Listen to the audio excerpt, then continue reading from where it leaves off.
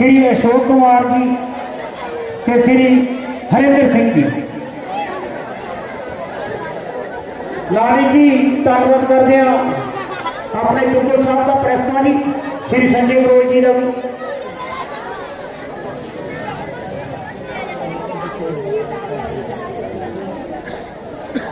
हाँ जी, सब तो पहला साढ़े क्लब के प्रधान श्री प्रिंस जोशी रॉकी जी, सरपंच के चाचा जी साढ़े दुर्गा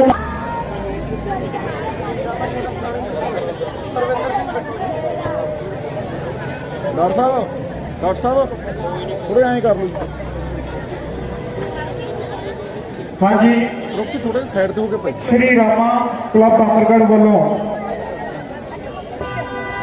सब तो पहला साढ़े अज के चीफ गेस्ट पंडित हरभजन सिंह जी, मुखी गौशाला पिंड चल, सब तो पहला उन्होंने बिहाफ से साढ़े दरम्यान पहुंचे ने उन्होंने बेटे पंडित हरविंदर सिंह जी। उन्होंने सन्मान श्री रामा क्लब की जोरदार तालियां जी। बहुत उच्चियां शख्सियत साढ़े इलाके दियां साढ़े दरम्यान ने अज पंडित हरविंदर सिंह जी।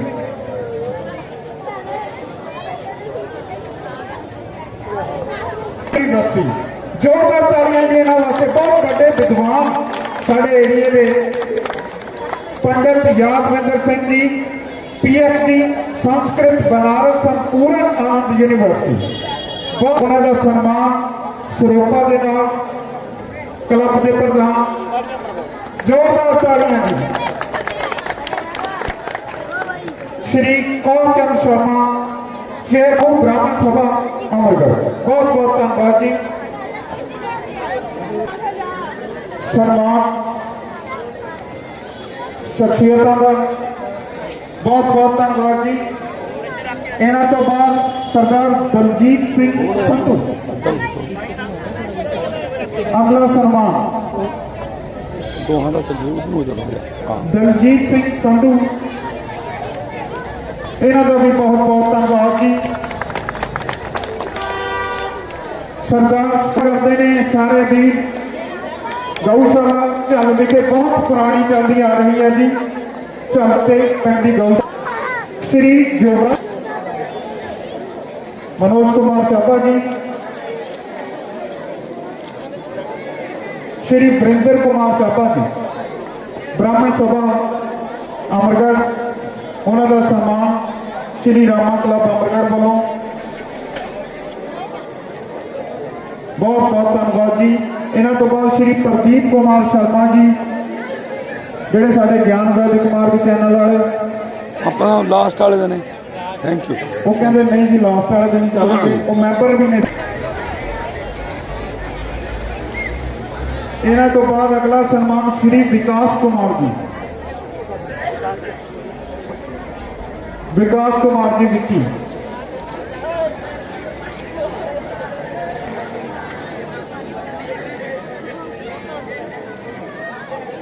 डॉक्टर सोनिक शर्मा जी, राज मेडिकल हॉल।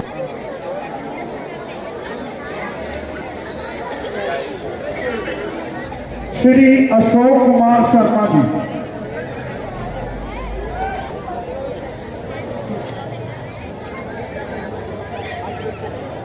सरदार हरिंदर सिंह जी चल, श्री कौरचंद शर्मा जी अते समूह ब्राह्मण सभा अमरगढ़ का जेड़े साडे निक्के के सदे ते साडे इत्थे श्री रामा क्लब की स्टेज ते आके साडा जिन्होंने हौसला बढ़ाया अते स्टेज की शोभा बढ़ाई है। सो हुण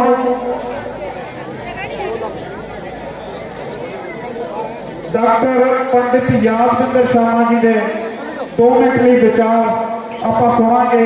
डॉक्टर पंडित यादविंदर सिंह, PhD संस्कृत बनारस संपूर्ण आनंद यूनिवर्सिटी। आओ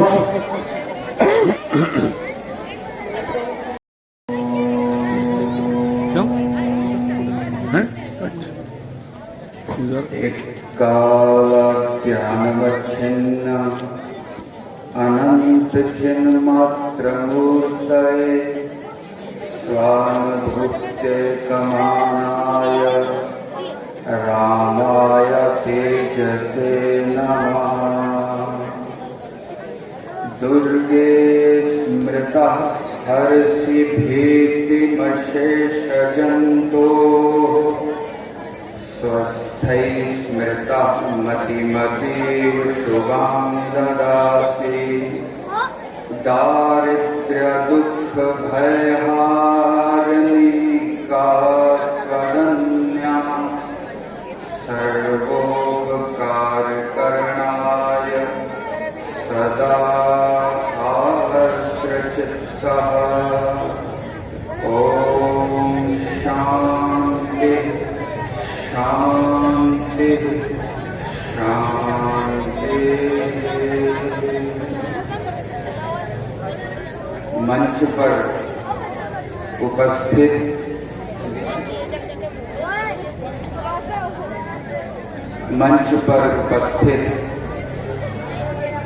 रामा सभा के विशिष्ट पदाधिकारी,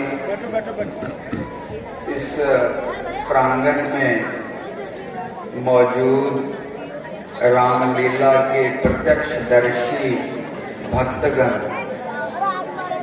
बहुत संक्षेप में 3 बातें रामायण की आपके साथ साझा करनी है।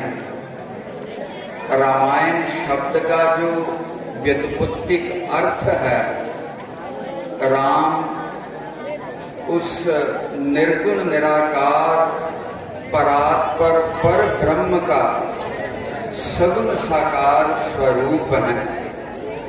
और आयन शब्द का अर्थ है उनका जो चरित्र, उनकी लीलाएं और मानव मात्र के कल्याण के लिए जो उनका उपदेश वाल्मीकि जी ने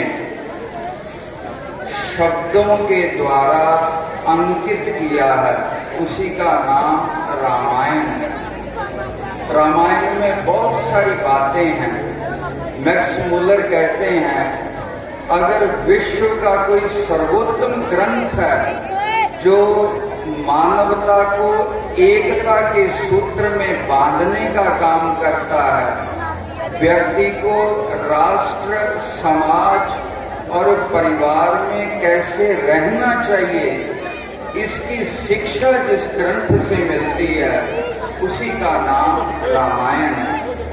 आप सब पुण्यशाली हैं जो प्रतिवर्ष रामलीला के रूप में भगवान राम के चरित्रों का दर्शन करते हैं, श्रवण करते हैं। सबसे पहली बात, भगवान राम जब महर्षि भारद्वाज के आश्रम में जाते हैं और महर्षि भारद्वाज जी भगवान राम को देख करके थोड़ा उदास होते हैं।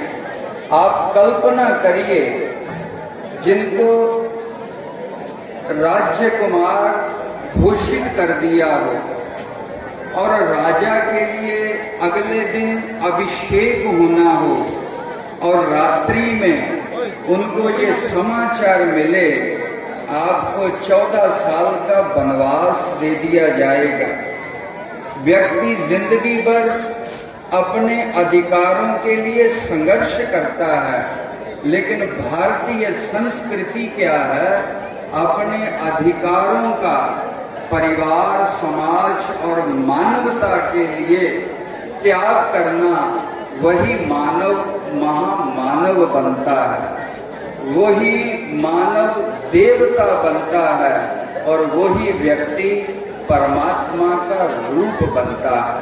भारतीय संस्कृति के प्रतीक हैं। भगवान राम कोई व्यक्ति नहीं है।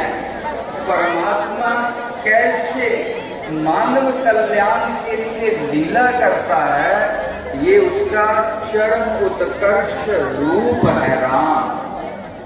महर्षि भारद्वाज दुखी होना चाहिए था। स्वाभाविक हम सब लोग जीवन की जिस अवस्था में होते हैं उससे संतुष्ट नहीं होते। प्रायः हमको जो हमारे पास है उपलब्धि की तरफ ध्यान नहीं जाता, जो कमियां हैं हमेशा उनको लेकर के चिंतित और अवसादग्रस्त रहते हैं। महर्षि भारद्वाज के कहने पर भगवान राम कहते हैं, नहीं ऋषि, ऐसा नहीं है, मैं दुखी हूं। परिस्थिति कोई भी हो, व्यक्ति प्रसन्न रह सकता है। प्रसन्नता परिस्थितियों के ऊपर, व्यक्ति के ऊपर निर्भर नहीं है। प्रसन्नता व्यक्ति के विचार, दर्शन, समझ के ऊपर निर्भर है। अगर ये 14 साल का वनवास नहीं मिलता तो आप महर्षियों का दर्शन कैसे होता? अगर ये 14 साल का वनवास नहीं मिलता, पिता की आज्ञा, माता की आज्ञा का पालन करके उनकी प्रसन्नता का मैं निमित्त कैसे बनता? आप देखिए, व्यक्ति इतने विनाश में खड़ा है, व्यक्ति इतने दुख में खड़ा है, लेकिन फिर भी वो प्रसन्नता के सूत्र कैसे ढूंढता है? उसी का नाम राम है। हर व्यक्ति के भीतर राम है, लेकिन उसको खोजने की जरूरत है, उसको उबारने की जरूरत है। जिस दिन प्रत्येक व्यक्ति के भीतर का राम जग जाएगा, उसी दिन व्यक्ति के इस जन्म का जो परम पुरुषार्थ है उसकी प्राप्ति हो जाती है। एक अंतिम बात, समय ज्यादा नहीं लेना। जब रावण का वध हो जाता है, लंका स्वर्णमयी है और व्यक्ति स्वाभाविक धन के प्रति लोलुप होता है। लक्ष्मण कहता है, अयोध्या बहुत विकसित नहीं है, लंका में बहुत सुख सुविधाएं हैं। भगवान राम कहते हैं, लक्ष्मण ऐसा नहीं, यदि स्वर्णमयी लंका नामे लक्ष्मण रोचते, जननी जन्म भूमिश्च स्वर्गादपि गरीयसी। लक्ष्मण, चाहे ये लंका सोने की हो, लेकिन मुझे तो मेरी मातृभूमि ही प्यारी है। जिसका अपनी मातृभूमि से प्यार है, जो व्यक्ति अपने समाज और राष्ट्र के उत्थान के लिए काम नहीं करता, अपने स्वार्थ, व्यक्ति और परिवार के लिए जीता है, वो राम के पक्ष में नहीं है, वो रावण के पक्ष में खड़ा है। ये पूरी जिंदगी राम और रावण के अंतर्द्वंद का ही परिचय रामायण है। प्रयास ये करना चाहिए, हमारे भीतर की रावण की जो दुर्प्रवृत्तियां हैं और राम की सद्प्रवृत्तियां जागृत हों, तभी रामायण देखना और सुनना सफल होता है। इन्हीं शब्दों के साथ सर्वे भवन्तु सुखिना, सर्वे सन्तु निरामया, सर्वे भद्राणि पश्यन्तु, मां कश्चित् भाग् भवेत्। ओम शांति शांति शांति। सत श्री अकाल। बहुत बहुत धन्यवाद जी पंडित यादविंदर सिंह जी, जिन्हों ने के बहुत ही अनमोले जो अपने विचार रामायण बारे, जिहड़े कि सानू भी पता नहीं, असीं भी 40-40 साल तो करते आ रहे हैं। असीं बहुत बहुत धन्यवाद करते हैं जी, जिहड़ा तुसीं संगतां नूं इस तरह के वचनां नाल निहाल किया। अते नाल ही धन्यवाद सारे गौशाला कमेटी के मैंबरां दा, पंडित श्री कौर चंद शर्मा जी, उन्हां दा भी बहुत बहुत धन्यवाद। अते सारी ब्राह्मण सभा की कमेटी जो कि साडी रामा क्लब की स्टेज पर विराजमान है, उन्होंने भी बहुत बहुत धन्यवाद करते हैं जी। बहुत शुक्रिया जी। श्री कौर चंद शर्मा जी, प्रधान ब्राह्मण सभा अमरगढ़। सुनाऊंगा जेड़े रौला पाते ने, तुम चुप करो, बाहर से निकलना 5 मिनट च गए, इसको खत्म कर देना। सिर्फ गल मैं श्री परशुराम जी बारे ही करनी है। क्योंकि परशुराम जी का रोल रामायण ਦੇ ਵਿੱਚ ਹੈ और ਜਦੋਂ कोई चीज़ या ग्रंथ लिखे जाते हैं उस तो बाद जिन्ने भी उसको पढ़ते हैं या लिखण योग या लिखण का इंटरस्ट रखते हैं अपने अपने अनुसार वो लिखी जाते हैं परंतु जे ਅਸੀਂ ਉਹਨਾਂ ਦੀਆਂ ਅਸਲ ਪੁਸਤਕਾਂ ਦੇ ਵਿੱਚ ਪੜ੍ਹੀਏ ਤਾਂ ਉਹਨਾਂ ਦਾ ਰੋਲ ਜਿਹੜਾ ਹੈ ਜਾਂ ਉਹਨਾਂ ਦਾ ਸੀਨ ਜਿਹੜਾ ਹੈ ਉਹ ਨਹੀਂ ਹੈ ਜਿਹੜਾ ਅਸੀਂ ਇਸ ਸਟੇਜ ਤੇ ਦਿਖਾਉਣੇ ਆਗੇ ਉਹ ਇਸ ਤਰ੍ਹਾਂ ਹੈ ਮੈਂ ਤੁਹਾਨੂੰ ਦੱਸਾਂ ਛੋਟੀ ਗੱਲ ਹੈ ਕਿ ਜਦੋਂ ਆਪਣੇ ਚਲੇ ਜਾਂਦੇ ਨੇ ਤਾਂ ਰਸਤੇ ਵਿੱਚ ਪਰਸ਼ੁਰਾਮ ਜੀ ਉਹਨਾਂ ਨੂੰ ਮਿਲਦੇ ਨੇ ਧੁਨਸ਼ਬਾਨ ਉਹਨਾਂ ਦੇ ਕੋਲ ਹੈ ਅਤੇ ਅਸੀਂ ਕਹਿੰਦੇ ਆ ਵੀ ਉਹਨਾਂ ਨੇ ਲਕਸ਼ਮਣ ਜੀ ਉਸ ਦੇ ਨਾਲ ਗੁੱਸੇ ਹੁੰਦੇ ਨੇ ਜਾਂ ਹੋਰ ਹੁੰਦੇ ਨੇ ਇਹ ਕਿਸੇ ਉਸ ਦੇ ਵਿੱਚ ਨਹੀਂ ਹੈ ਮੈਂ ਤੁਹਾਨੂੰ ਰੈਫਰੈਂਸ ਦਿੰਦਾ ਅਧਿਆਤਮ ਰਾਮਾਇਣ ਦਾ ਅਧਿਆਤਮ ਰਾਮਾਇਣ ਦੇ ਪੇਜ ਨੰਬਰ 1720 ਤੋਂ ਲੈ ਕੇ 41 ਤੱਕ ਪੜ੍ਹ ਕੇ ਦੇਖੋ ਉਸ ਦੇ ਵਿੱਚ ਇਹ ਚੀਜ਼ ਨਹੀਂ ਹੈ ਉਸ ਦੇ ਵਿੱਚ ਕੀ ਹੈ ਇਸ ਨੂੰ ਲਿਖਿਆ ਭ੍ਰਿਗੂ ਔਰ ਰਘੁਨੰਦਨ ਮੇਲ ਭ੍ਰਿਗੂ ਨੰਦਨ ਅਤੇ ਰਘੁਨੰਦਨ ਮੇਲ ਇਸ ਨੂੰ ਲਿਖਿਆ ਨਾ ਕਿ ਇਸ ਤਰ੍ਹਾਂ ਦੇ ਨਾਲ ਕਿ ਇਸ ਨੂੰ ਹਸਾਉਣ ਵਾਸਤੇ ਜਾਂ ਹੋਰ ਵਾਸਤੇ ਕੀਤਾ ਜਾਵੇ ਔਰ विश्वकर्मा जी ने दो धनुष ऐसे बनाए क्योंकि वो आप भगवान रूप सन ਅਤੇ ਉਹਨਾਂ ਨੇ ਇੱਕ ਵਿਸ਼ਨੂੰ ਜੀ ਨੂੰ ਅਤੇ ਇੱਕ ਸ਼ਿਵ ਜੀ ਨੂੰ ਦੇ ਦਿੱਤਾ ਹਾਲਾਂਕਿ ਸ਼ਿਵ ਜੀ ਤੇ ਵਿਸ਼ਨੂੰ ਜੀ ਵਿੱਚ ਕੋਈ ਫਰਕ ਨਹੀਂ ਹੈ ਪਰੰਤੂ ਉਹ ਦਿੱਤਾ ਕਿ ਛੋਟਾ ਮੈਂ ਤੁਹਾਡਾ ਨਕਲ ਕਰਦਾ ਹੋਇਆ ਦੱਸਦਾ ਹਾਂ ਕਿ ਜਿਹੜਾ ਵਿਸ਼ਨੂੰ ਜੀ ਵਾਲਾ ਤੀਰ ਸੀ ਉਹ ਭਗਵਾਨ ਪਰਸ਼ੁਰਾਮ ਜੀ ਦੇ ਜਗ ਚ ਆ ਗਿਆ ਜਿਹੜਾ ਸ਼ਿਵ ਜੀ ਦਾ ਸੀ ਉਹ ਰਾਜਾ ਜਨਕ ਦੇ ਪਾਸ ਚਲੇ ਉਸ ਤੋਂ ਬਾਅਦ ਜਦੋਂ ਜਦੋਂ ਰਾਮਚੰਦਰ ਜੀ ਦਾ ਵਿਆਹ ਹੋ ਕੇ ਜਾਂਦੇ ਨੇ ਤਾਂ ਰਸਤੇ ਦੇ ਵਿੱਚ ਉਹਨਾਂ ਨੂੰ ਟੱਕਰ ਜਾਂਦੇ ਨੇ ਉਹ ਟਾਈਮ ਉਹੀ ਸੀ ਜਿਹੜਾ ਉੱਥੇ ਲਿਖਿਆ ਹੋਇਆ ਸੀ ਕਿ ਆਪਾਂ ਫਲਾਣੇ ਥਾਂ ਮਿਲਾਂਗੇ ਤੇ ਉੱਥੇ ਇਹ ਸਾਰੀ ਜਿਹੜੀ ਗੱਲ ਹੈ ਵਿਸ਼ਨੂੰ ਜੀ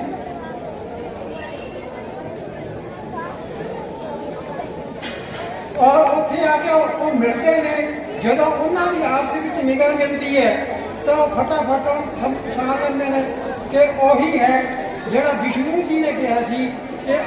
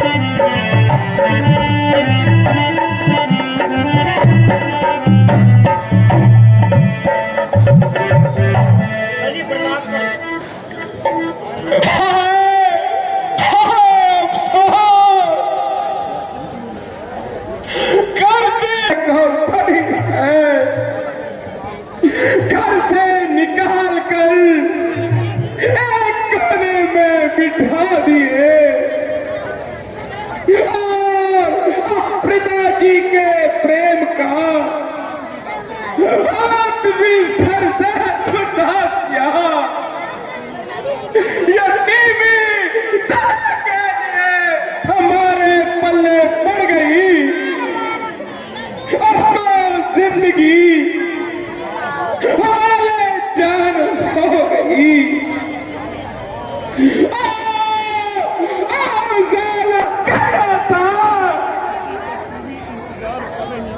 इसी का तू भी इंतजार कर रही थी। अंदर ही अंदर हमारी मौत का सामान तैयार कर रही थी। बेटा सब्र करो, रोने धोने से कुछ नहीं होने वाला।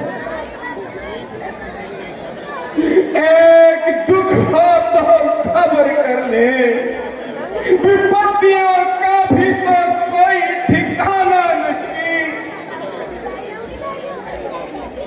इसके सिवाय अब चारा भी क्या है? महाराज ने तो काफी सब आना नहीं।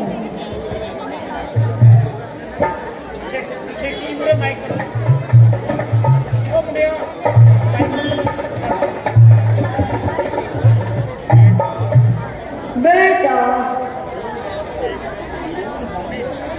जो बात एक दिन जरूर होनी है और यह एक निश्चित असूल है, जो बना है वो जरूर टूटेगा और जो घड़ा है वह जरूर फूटेगा। जो पका हुआ है उसे मरना है और यह सफर एक दिन हम सबको करना है। इसलिए इस व्यथा सोच विचार को छोड़कर परमेश्वर का ध्यान कीजिए। हाँ भरत जी,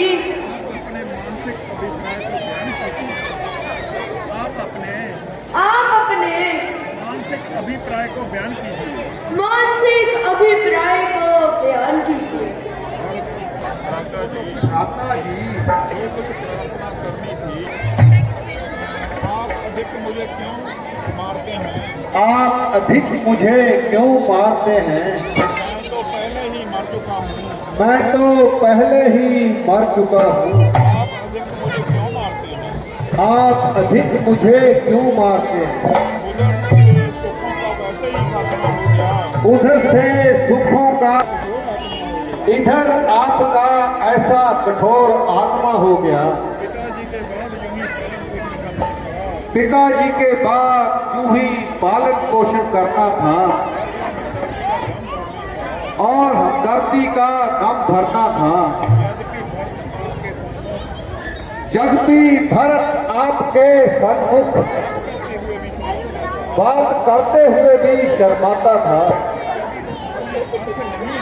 और कभी सामने आंख नहीं उठाता था।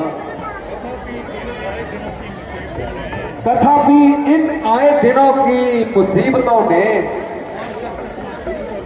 मारकर चकना चूर कर दिया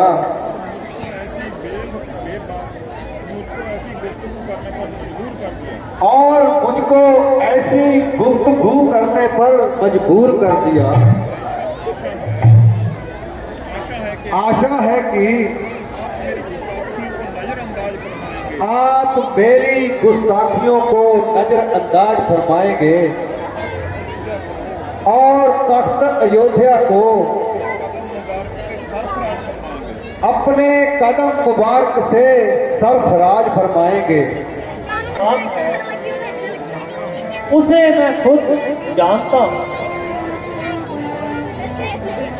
तुम इसलिए 14 वर्ष के लिए तुम्हारी नजर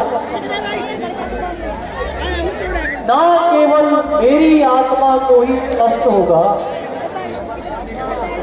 बल्कि पिताजी का पुण्य और प्रताप हमारी बदौलत नष्ट होगा। बहुत अच्छे। अगर आपका यही धर्म है तो भक्त के लिए भी सबसे बढ़कर यही शुभ कर्म है कि आपके चरणों में निवास करूं, खुद भी 14 साल का वनवास करूं। मुझे तुम्हारी इस राय से भी इनकार है, क्योंकि तुम्हारा वनवास का हुक्म सिर्फ राम के लिए है, ना कि तमाम के लिए। अगर यूं कहो कि लक्ष्मण क्यों साथ आया है, तो इनके लिए पिताजी ने कोई खास हुक्म नहीं फरमाया है। इसलिए ये अपनी मर्जी का मुख्तियार है,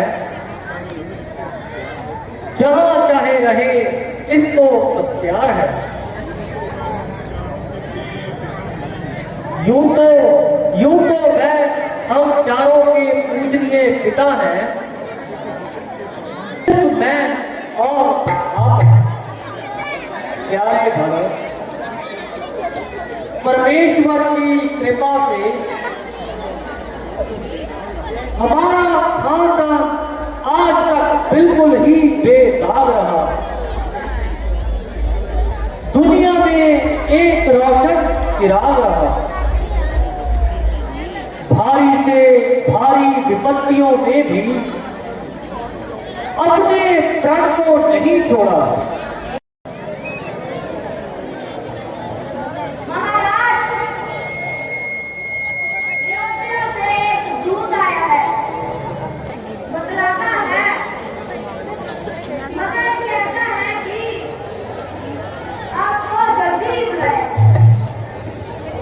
जाओ उस दूत को हमारे पास ला लाओ।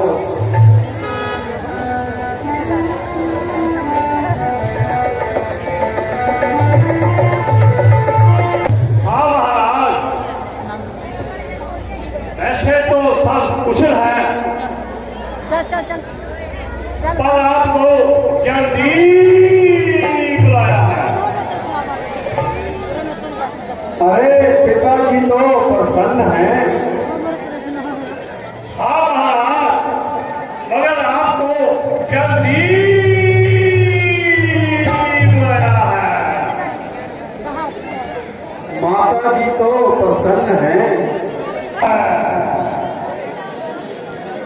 मगर आपको जल्दी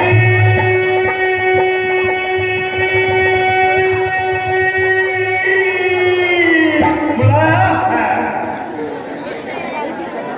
अरे तू आदमी है या उगला, जो बात पूछता हूं उसका तो जवाब नहीं देता।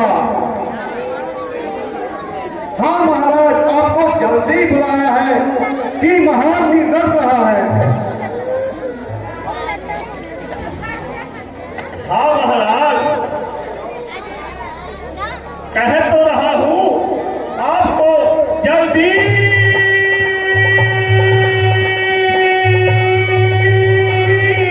बुलाया है। अरे तू सीधी तरह हमारी बात का जवाब क्यों नहीं देता? पूछिए, क्या पूछते हो? अरे मैं पूछता हूँ, पिताजी माता जी है, भ्राता जी तो राजी खुशी हैं। हाँ महाराज, मगर आपको जल्दी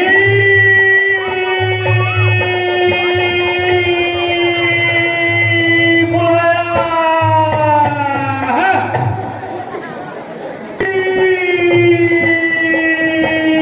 बुलाया है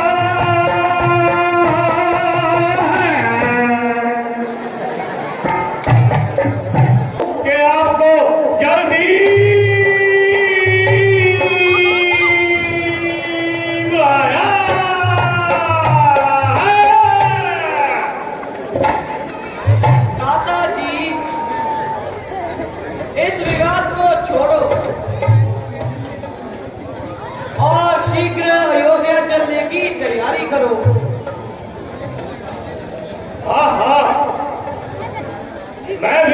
यही कह रहा हूँ कि महाराज आपको जल्दी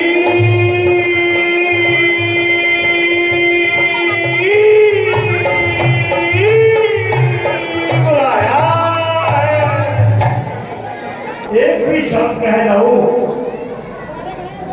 तो मैं आपका सरदार हूं। बेशक गर्दन बुलाया है।